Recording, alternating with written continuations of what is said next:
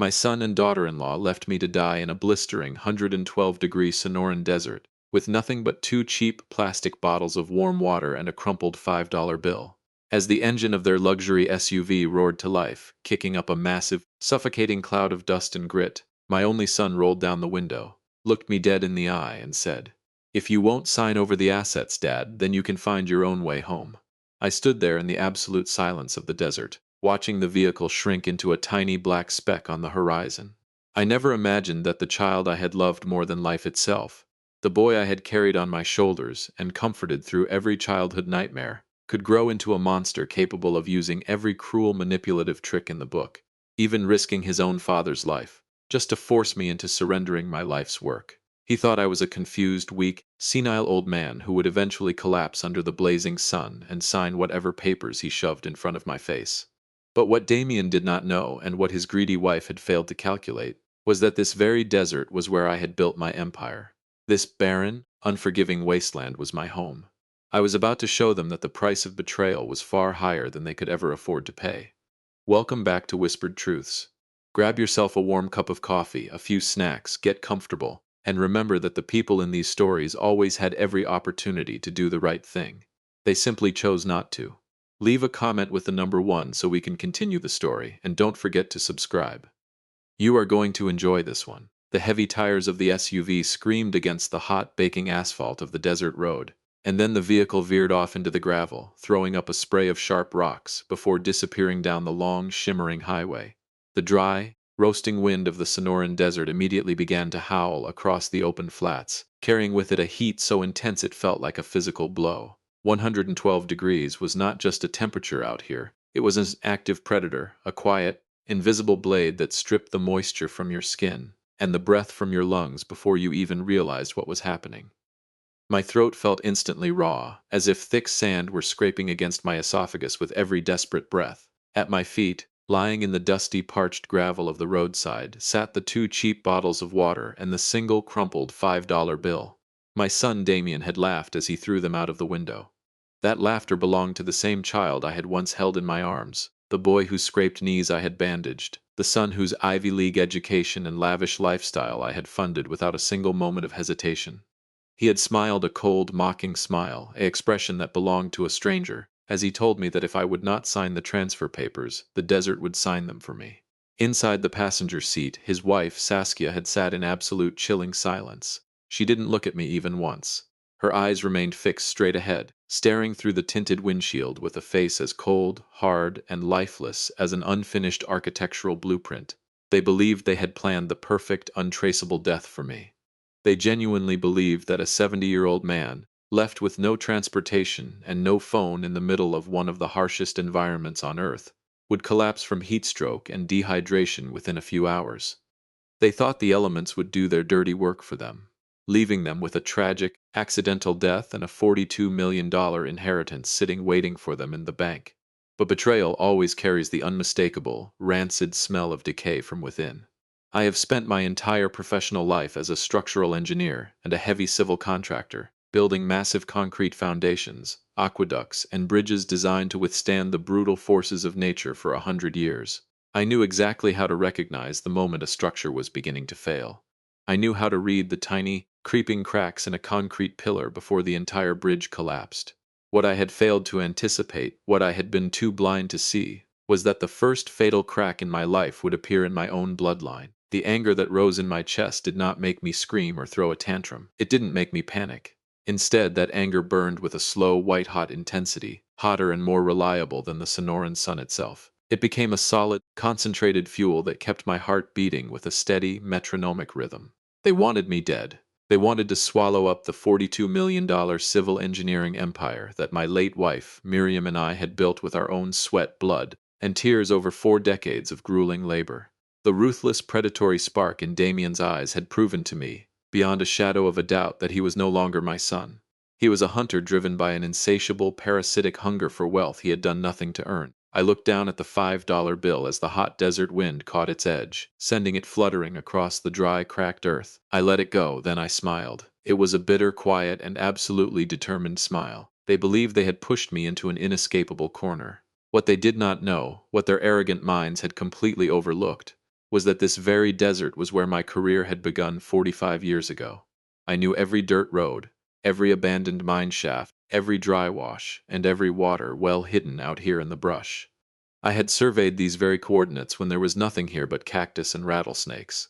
My children had chosen the absolute wrong man to challenge, and they had chosen the worst possible place on earth to try and bury me. When the distant, high-pitched hum of their SUV's engine finally faded into the heavy, shimmering silence of the horizon, the desert was left with nothing but the low, mournful howl of the wind. I did not panic. I did not run down the highway after them, wasting my breath and my precious energy in a futile chase. A master builder never loses his head when a structure develops an emergency. I calmly bent down, picked up the 2 cheap plastic bottles of water, and tucked them into the deep pockets of my canvas jacket. I scanned the rocky terrain, immediately identifying a narrow rock overhang about 50 yards off the main road that offered a small patch of deep, cool shade. I walked over to the overhang, my heavy leather work boots crunching steadily against the parched earth, and sat down on a flat granite stone.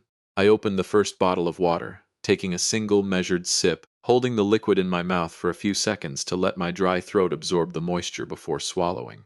I needed to preserve every drop of water, every ounce of stamina. In the absolute, suffocating silence of the desert floor, my mind began to drift backward through the long corridors of time. I thought about Miriam, my beloved late wife. She was the true architect of our family and our business, the brilliant woman who had laid the very first bricks of our $42 million company beside me. We had spent our youth living out of a battered, rusted camper van parked on dusty, noisy construction sites. We had eaten cheap boxed mac and cheese, drank warm tap water from plastic jugs, and fell asleep to the rhythmic, deafening roar of idling diesel excavators and bulldozers. Miriam had stood beside me, her hand holding mine on the rainy afternoon when I signed the biggest civil engineering contract of my life. She had always looked at our growing bank accounts and warned me, her voice gentle but firm, that money was only the mortar on the surface of a life. Family, she insisted, was the true load-bearing foundation. Miriam had passed away 4 years ago after a long, exhausting battle with cancer, leaving me with a vast fortune, a hollow, echoing mansion, and our only son, Damien. In my grief, I had tried to compensate for her absence by pouring wealth into Damien's lap. I had showered him with expensive cars, high society country club memberships, and an Ivy League education, believing that by securing his financial future, I was fulfilling my duty as a father. I had used money as a shield to protect him from the harsh realities of life, but in doing so, I had completely failed to inspect the quality of the material that formed his character. Greed had quietly corroded him from the inside out, eating away at his morals just as salt water eats through the steel rebar of a coastal bridge. He was willing to leave his own father to die of thirst in a barren wasteland, all to secure the digital numbers sitting in a corporate bank account. But Damien and Saskia had made a fatal mistake.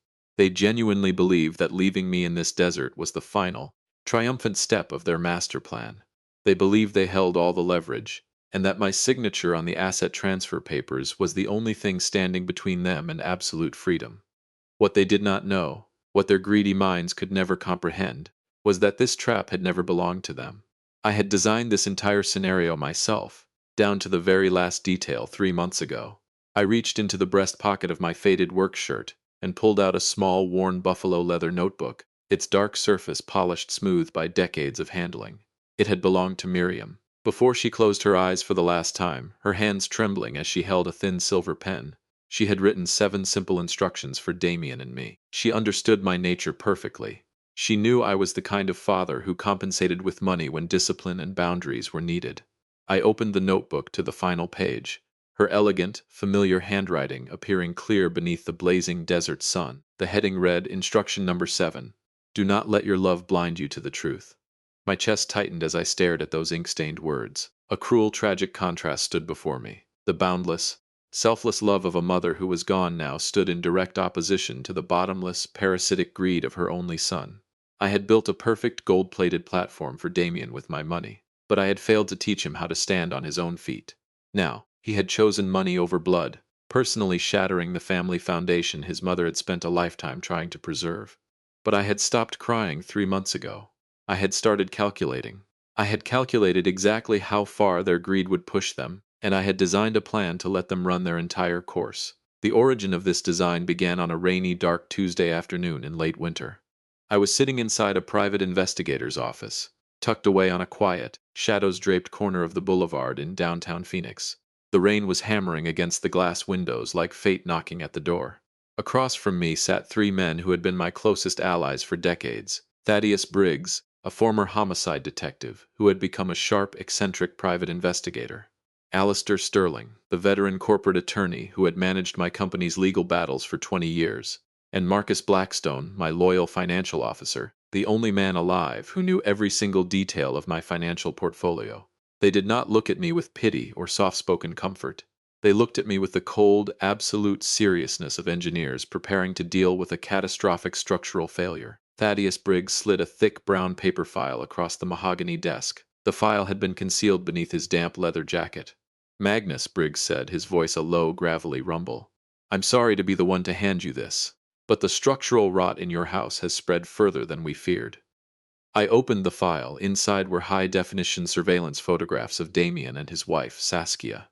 They were standing in the shadows of a parking garage beside a silver rental vehicle. That same rental car had appeared near my private estate 3 times in a single week, parking down the street with its lights off. Briggs cleared his throat, leaning forward. Damien is completely drowning in debt. He's been heavily trading highly leveraged, speculative cryptocurrency on margin, and he's lost over $3.5 million of his own capital in the last 6 months alone. He's took out massive high-interest personal loans from offshore lenders to cover his margins, and they are beginning to threaten him. But the more terrifying discovery, Magnus, involves his wife, Saskia. That rental vehicle was leased under a false name using a stolen social security number. I looked at the photos, my fingers tightening against the paper. Why would Saskia need a rented car and a fake identity to watch my house? Briggs took out a silver lighter, flicking it open. The small, dancing yellow flame briefly illuminated the dark corner of the office before he tossed an even thicker, older file onto the desk. Attached to the front was a faded, high society identification photograph. The woman in the picture had the exact same cold, sharp eyes as Saskia, but the name printed beneath her face was completely different. Giselle Blackstone. Briggs began reading from the report in a flat, clinical voice that sent an icy chill straight down my spine. Saskia is not the sweet, small-town librarian your son met at that charity gala, Magnus. She is a professional, high-level con artist. Our investigation uncovered that she underwent several facial reconstructive surgeries at an unlicensed private clinic in Beverly Hills 3 years ago, to completely alter her appearance, including narrowing her jawline, reshaping her nose, and modifying her chin structure to avoid recognition by federal authorities. She fabricated her entire educational background, presenting forged transcripts from Stanford and fake references from non-existent art galleries. In reality, she has been operating under 3 different aliases across 4 states, leaving a trail of ruined lives and emptied bank accounts behind her. She targets wealthy, insecure heirs like Damien, studying their psychological vulnerabilities before inserting herself into their lives with surgical precision. 5 years ago, she was investigated by the Securities and Exchange Commission for a massive market manipulation and asset fraud scheme in Chicago. She vanished with nearly $2 million from a fraudulent hedge fund, underwent extensive cosmetic surgery on her nose, jawline, and cheekbones, and changed her name. She met Damien at an exclusive, members-only golf club in Scottsdale, targeting him the moment she realized he was the heir to a $42 million construction empire. I listened in silence as every word from Briggs landed like a heavy sledgehammer driving steel nails into the coffin of my family.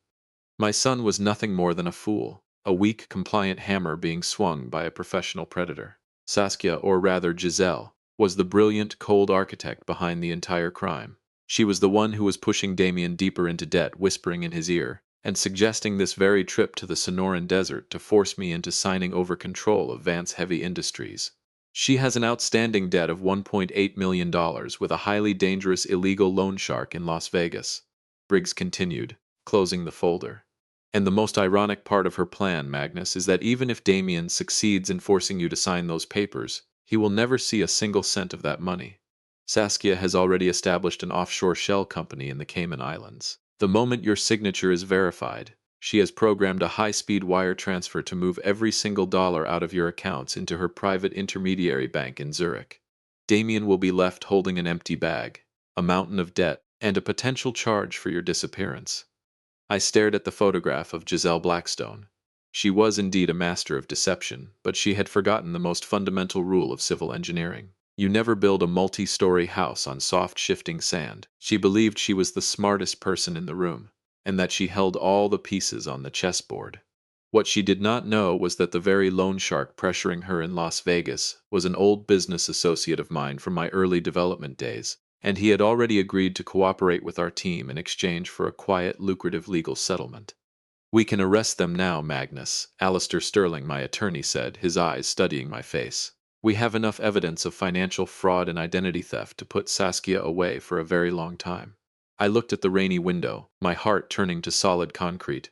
"No, Alistair, if we stop them now, Damien will believe his father destroyed his marriage out of spite. He will hate me for the rest of his life, and Saskia will play the victim. We are going to let them perform their entire play.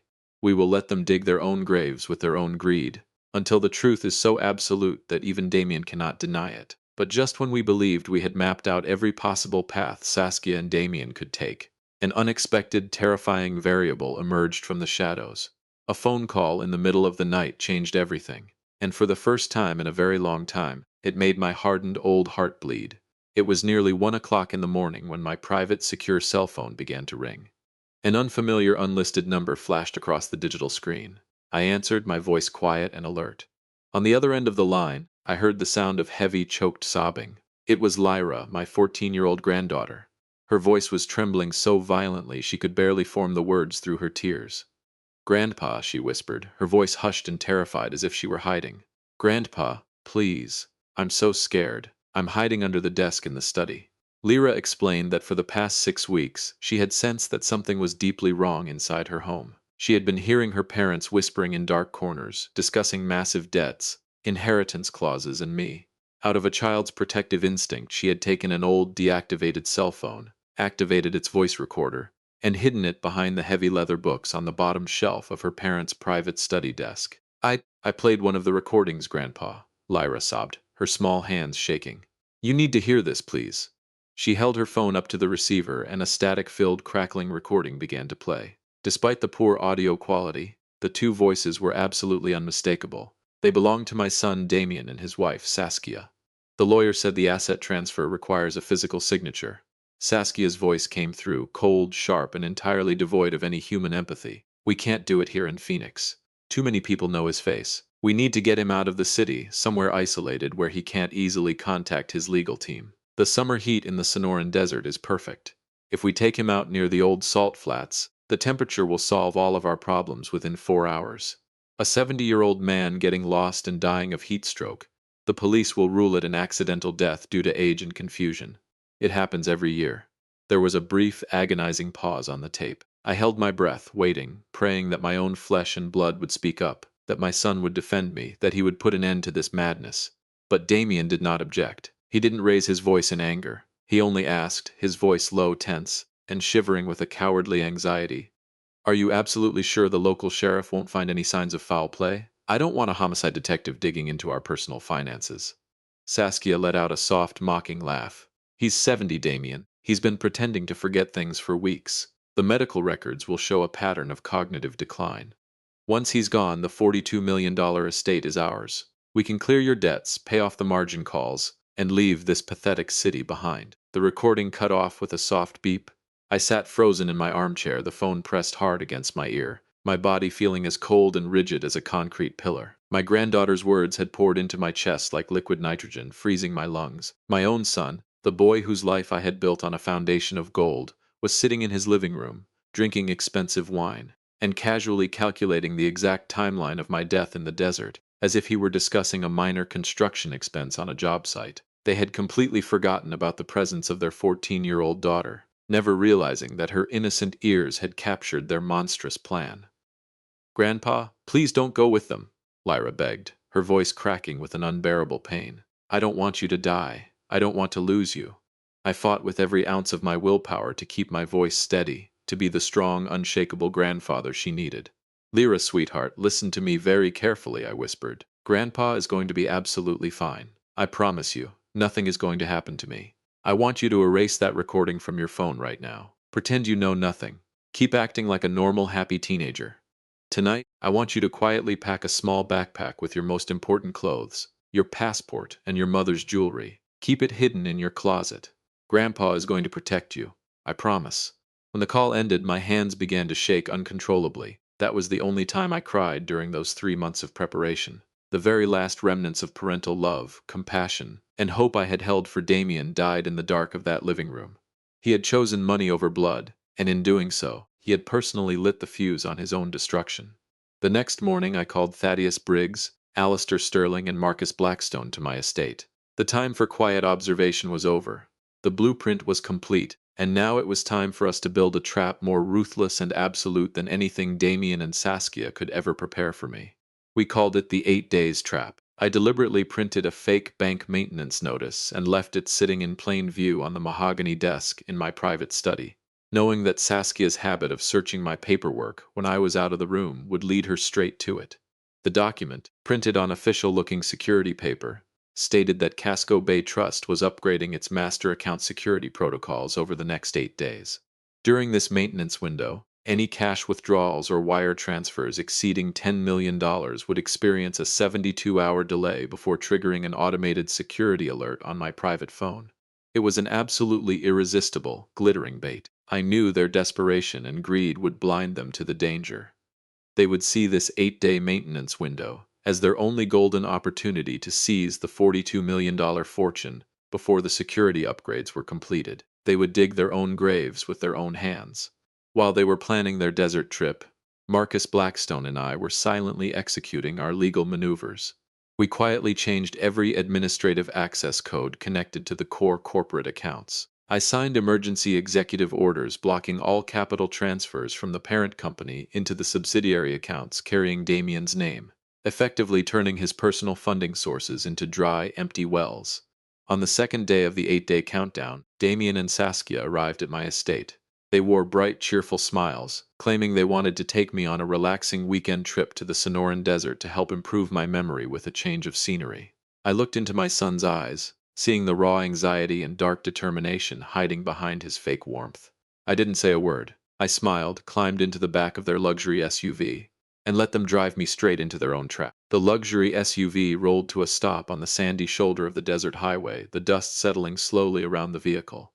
Damien had turned to me, his face pale and tight, as he demanded that I sign the asset transfer documents right there on the leather seat. When I calmly looked him in the eye and refused, saying that my signature could never be bought with fear, his frustration boiled over. He grabbed my arm, forced me out of the passenger door, and dropped my old leather work bag onto the gravel.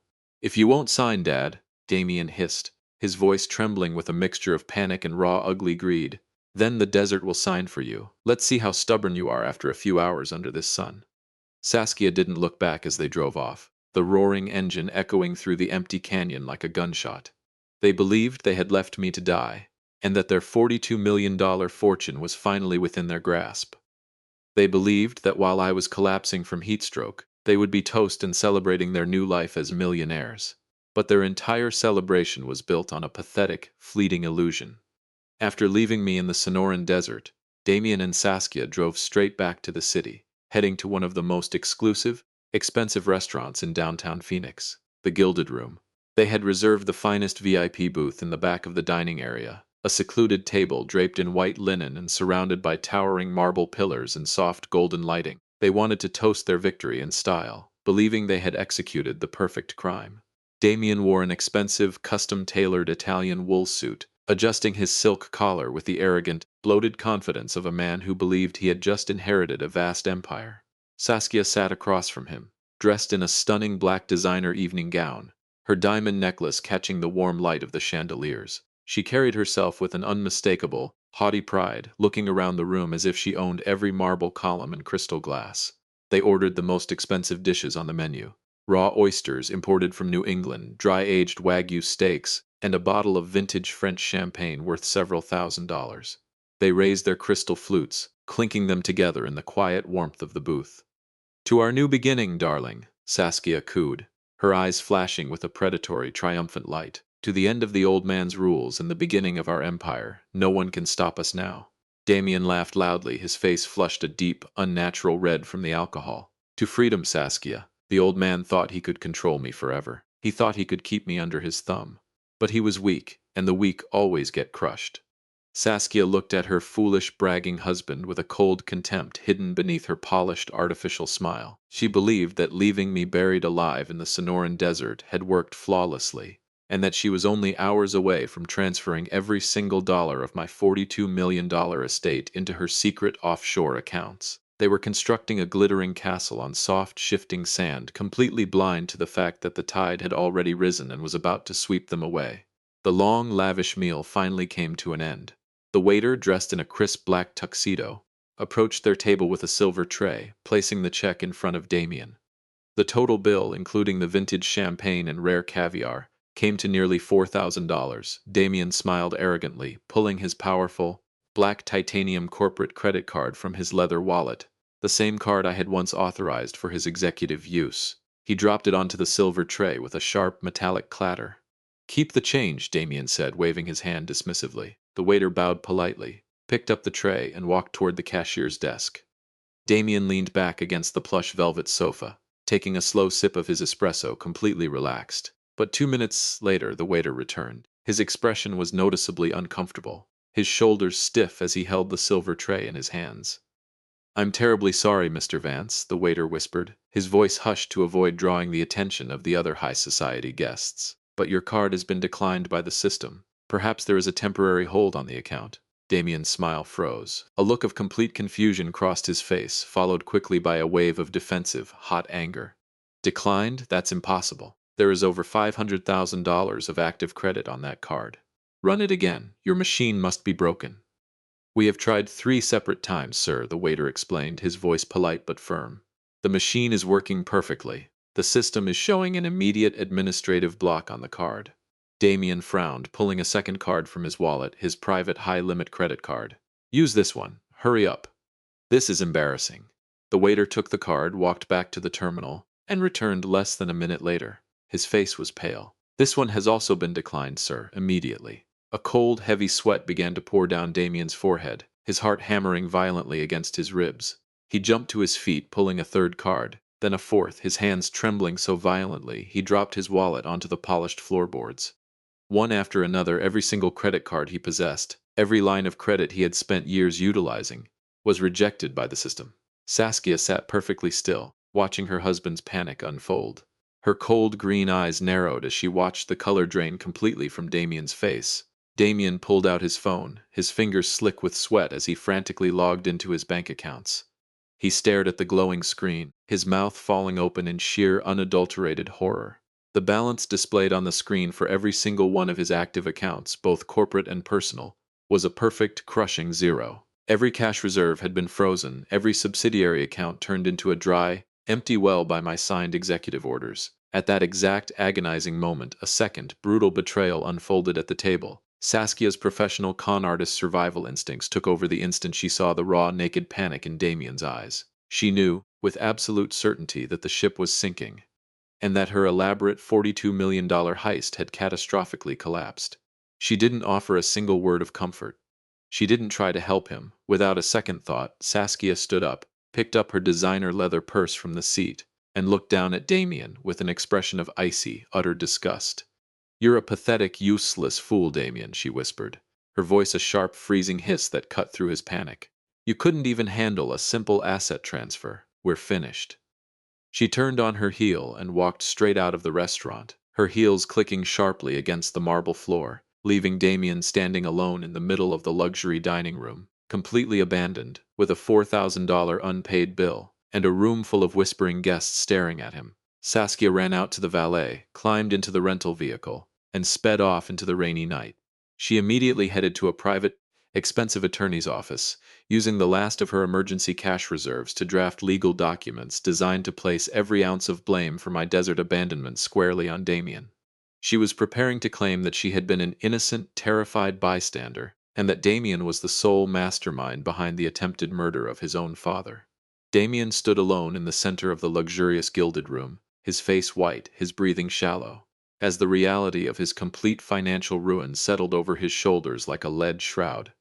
He was forced to leave his expensive gold watch with the restaurant manager as collateral for the unpaid bill, sneaking out of the back exit like a common thief. As he stepped out into the cold, damp night air of downtown Phoenix, His phone began to vibrate violently in his pocket. He pulled it out, his fingers slick with sweat, hoping against hope that it was Saskia calling to tell him it was all a horrific mistake. But it wasn't Saskia. An unlisted, encrypted number flashed on the screen, and a large PDF attachment appeared in his messaging inbox. Damien opened it, his eyes scanning the scanned document with a rising, suffocating panic. It was a formal, emergency court summons from the county prosecutor's office. The anticipated charges listed on the first page made his stomach violently churn. Conspiracy to commit murder, elder abuse, grand larceny, and unlawful acquisition of corporate assets. Sweat poured down his forehead, freezing in the damp wind. He ran down the street like a man possessed, flagging down a passing yellow taxi with a desperate wave of his arm. "Take me to Mercer Estate on the ridge," he screamed at the driver, slamming his hand against the seat. "Hurry!" When the taxi finally pulled up to the massive multi-million-dollar modern estate overlooking the valley, the house was completely dark, silent, and cold. Damien rushed through the front doors, throwing them open with a violent crash. He flipped the light switches, but the massive crystal chandeliers remained dead. The electrical power had been shut off by my financial team earlier that afternoon. "Saskia!" he shouted, his voice echoing hollowly through the empty, high-ceilinged foyer. "Is anyone here?" There was no answer. Only the low whistling sound of the wind blowing through the open patio doors. He walked slowly from room to room, his footsteps clicking loudly on the cold, unheated hardwood. The home that had once been filled with his mother's warm laughter, the smell of baking bread and the soft glow of burning firewood, was now nothing but a dark, skeletal monument to his own greed. He looked at the empty walls, realizing that the expensive oil paintings Saskia had pressured him to buy had already been stripped from their frames. She had taken them with her when she fled, planning to liquidate them on the black market. Every corner of the house felt haunted by the ghosts of his past, whispering of the father he had left to die, and the daughter he had failed to protect. Damien ran upstairs, his heart pounding a frantic rhythm against his ribs. He burst into his 14-year-old daughter's bedroom, throwing the door open. He switched on his phone's flashlight, casting a sharp beam of white light across the room. The room was completely empty. Every single piece of Lyra's clothing, her school backpack, her personal journals, and her mother's silver jewelry had vanished from the closet. There was nothing left but a few empty coat hangers clattering against the metal rack in the draft. Lyra was gone without a trace. Pure, unadulterated panic tightened around Damien's throat like a steel band. In less than 4 hours, his entire gilded life had completely collapsed. His credit cards were locked, his bank accounts were drained to zero. His manipulative wife had abandoned him, and now his only daughter had disappeared into the night. With trembling, frantic fingers, Damien dialed my private number. He held the phone to his ear, his chest heaving as the line began to ring. Ring, ring, ring! There was no answer. He hung up and dialed again, and again, and again. He made 45 calls in desperate, frantic succession, each unanswered ring sounding like a sharp blade, slicing through the last remaining fibers of his composure. But on the other end of the line, there was nothing but a heavy, mocking silence.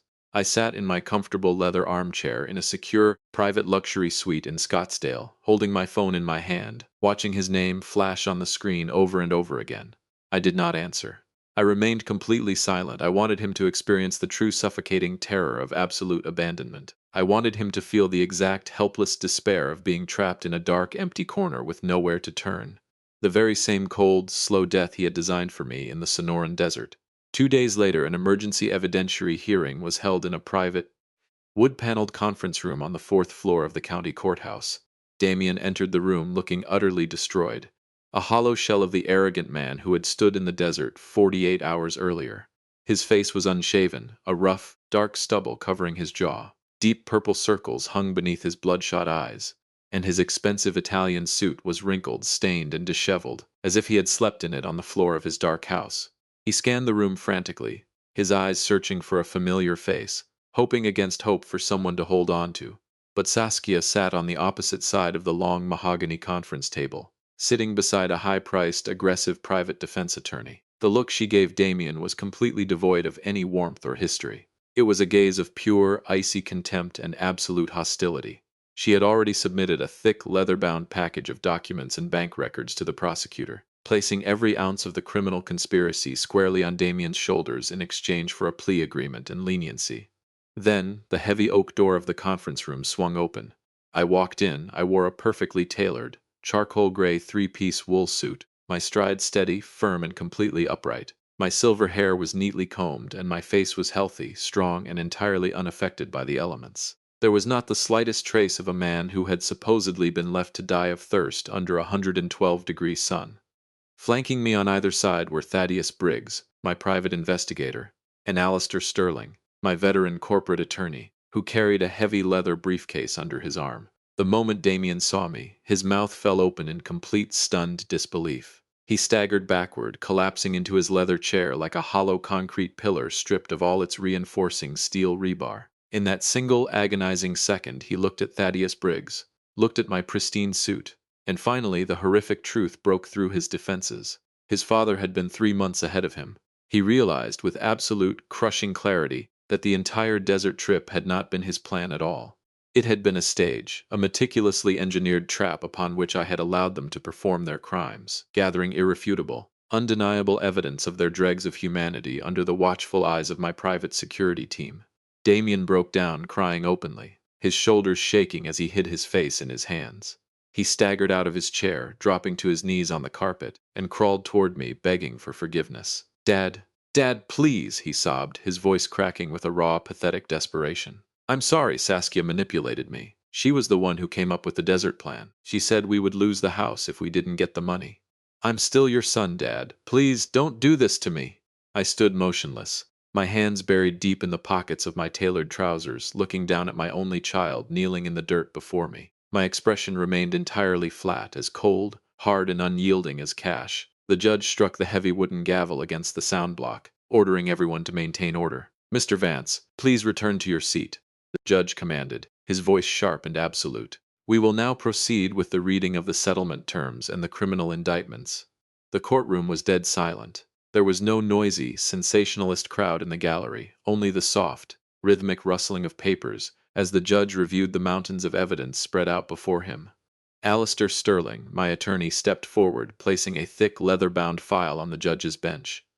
The file contained the crystal-clear, high-definition audio recordings from Lyra's hidden cell phone, the detailed financial logs tracking Saskia's offshore shell companies, and the signed affidavit from the Las Vegas loan shark vowing to testify against her. The entire grotesque criminal blueprint constructed by the two defendants stood fully exposed under the harsh fluorescent lights of the courthouse. The final judgment was delivered with the absolute, unyielding precision of the law. For Saskia, or rather, Giselle Blackstone, there was no room for mercy, no leniency, and no escape. Her plea agreement was immediately rejected by the prosecutor, once the full extent of her history of SEC fraud and her active role in planning my death was laid bare. She was sentenced to 6 years in federal prison without the possibility of bail for organized financial fraud, identity theft, and conspiracy to commit murder. The moment the polished steel handcuffs snapped shut around her wrists with a sharp, metallic click, the elegant, high society facade of Saskia Vance completely shattered. Her face twisted into a mask of ugly, hysterical fury, she screamed, clawing at her attorney's arm and cursing my name as two heavy sheriff's deputies firmly grasped her shoulders and escorted her out of the room toward the holding cells. It was a fitting, necessary punishment, a harsh, undeniable lesson in the immutable law of cause and effect. As for Damien, I made a decision that caught everyone in the courtroom completely off guard. I did not send my only son to prison. Throwing a defective, cracked block of concrete into a trash heap serves no constructive purpose. If a structure has a chance of being repaired, you attempt to reinforce the foundation. I chose redemption and labor over simple destruction. Damien was sentenced to 3 years of strict court probation, along with 500 hours of mandatory hard manual community service at affordable housing construction sites, run by my company's charitable foundation. Under the terms of his sentence, he was also ordered to pay $1.2 million in restitution damages directly to Vance Heavy Industries. He would carry every heavy cinder block with his own hands. He would mix every bucket of wet mortar himself under the hot Arizona sun. He would sweat, bleed, and blister alongside common laborers, finally learning the true value of honest work, the very thing he had taken for granted his entire life while living off my wealth. On his very first week, the rough, abrasive surface of the heavy concrete blocks wore through his expensive designer driving gloves, tearing his soft, uncalloused hands until his palms bled and blistered. He had to learn how to swing a heavy sledgehammer, how to balance on narrow steel scaffolding, and how to dig deep trenches in the baking clay. Every drop of sweat that fell from his brow onto the dusty ground was a payment toward his redemption. He would finally learn that money is not a luxury to be stolen or extracted from the blood of others. It is a monument to be built, brick by brick, with the strength of your own spine and the honesty of your own character. The most critical and emotional ruling of the hearing concerned 14-year-old Lyra's future. Based on the overwhelming, indisputable evidence of severe emotional neglect, psychological manipulation, and endangerment presented by Thaddeus Briggs, the court permanently terminated the parental rights of both Damien and Saskia. I was officially granted sole, absolute legal guardianship of my granddaughter. When the judge pronounced the final custody order, I looked over at Damien. His head hung low, his chin pressed against his chest as silent tears of profound regret and shame rolled down his stubbled cheeks. Without a single word of protest or defense, his hand trembling, he signed the legal document surrendering all parental authority and relinquishing any remaining claim to my estate.